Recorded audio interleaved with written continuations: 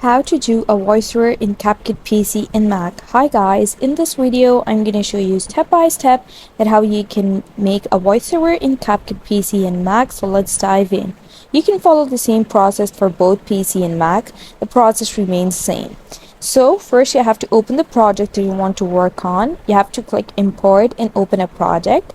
And now you can see there's this microphone on this bar. Click it.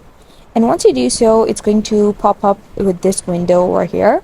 And now just choose the input device over here. And then you can adjust the volume, echo reduction, and you can mute the project if you want. And you can enhance the voice as well. But that's for the pro version. And now you can just start the recording by clicking this button over here. And once you do so, it's going to just start the recording as the timer ends. And once the recording is done, just click the red button again and now close this window. And now you can just adjust the placement of this voiceover that you just created. And that's how you do a voiceover in Capcut PC and Mac. I hope you found the process easy and liked my video. And if you did, please don't forget to like and subscribe my channel.